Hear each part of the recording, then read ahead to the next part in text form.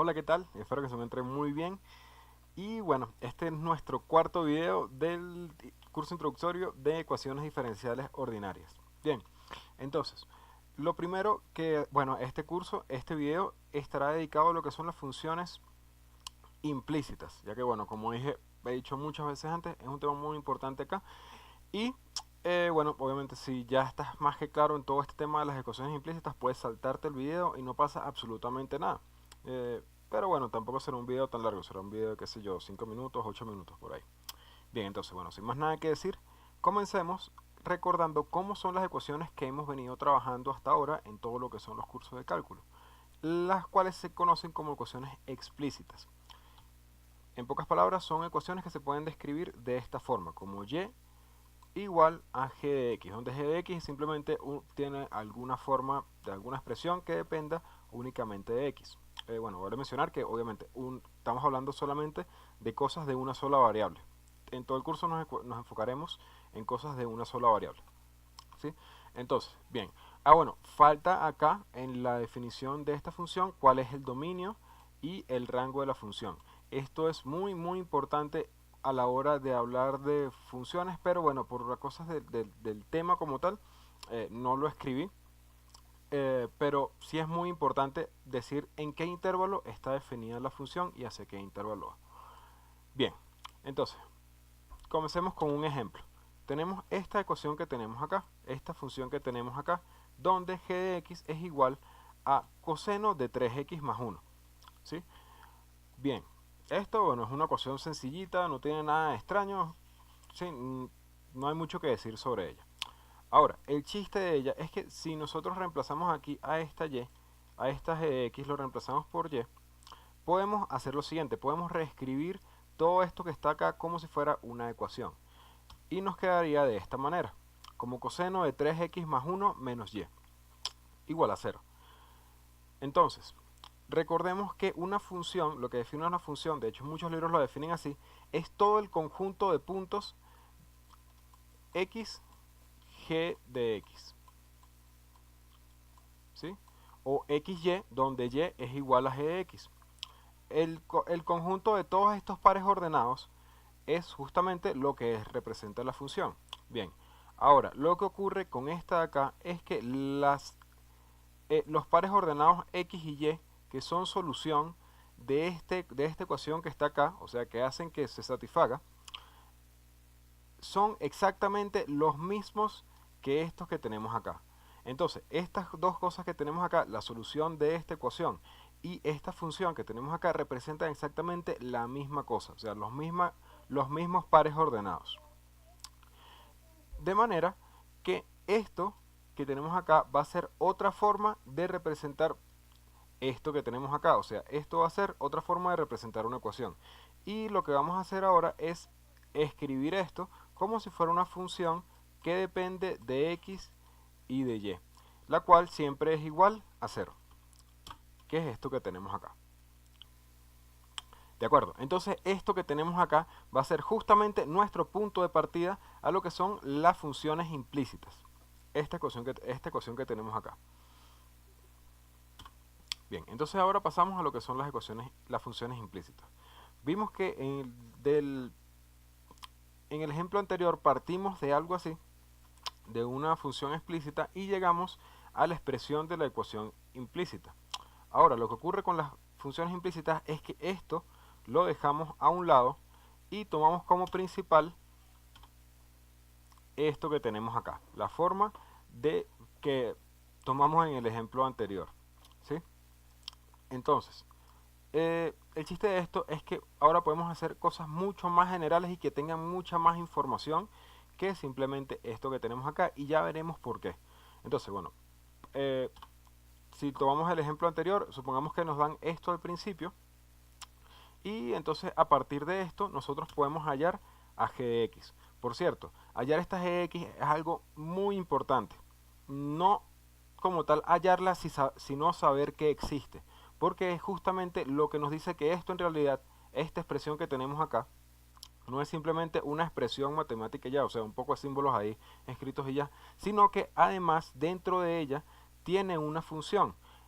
cuál es g de x, y se dice que esta función g de x está implícitamente definida en la función implícita, o sea, en esta ecuación. ¿Sí? Eso es una de las cosas es una cosa muy importante con las funciones implícitas, que las expresiones tienen que tener encerradas dentro de sí una función g de x que sea una función, exactamente. Entonces, veamos otro ejemplo.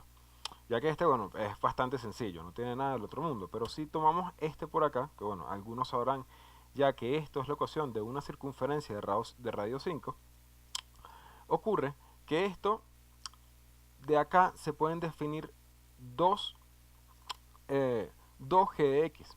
Tendremos que el primero será la parte positiva de la raíz y el segundo será la parte negativa de la raíz. Por cierto, acá es muy importante decir que el dominio de esto está para x entre 5, entre menos 5 y 5. ¿Sí? Si x está fuera de este dominio, entonces ya no está definida la función para esos valores. Entonces hay que establecer para cuál es el intervalo de x para el cual esta ecuación de acá tiene sentido. Bien, entonces vemos que de una sola expresión pudimos derivar dos funciones y que además estas dos funciones en conjunto tienen la misma información que esta ecuación que tenemos acá, ¿sí? Entonces vemos que ahora a partir de una ecuación se puede sacar mucha más información que de una sola función, ¿sí? Y que además dentro de esta ecuación que tenemos acá estaban como escondidas lo que era G1 y G2. Por eso se dice que están implícitamente definidas dentro de la ecuación. Bien, como dije ahorita, no siempre es posible decir que estas cosas, que estos garabatos que están escritos acá son una función implícita simplemente por escribirlos de esta manera, ¿sí?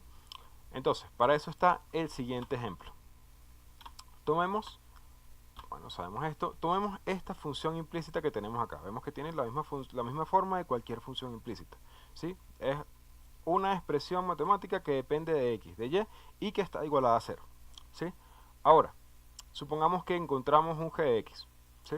Y lo que hacemos es pasar este menos 1 para acá, pasar este x al cuadrado para acá, y después aplicar raíz en ambos lados, con lo que nos quedaría la siguiente expresión, y igual a g de x, la cual es igual a raíz de menos x al cuadrado menos 1.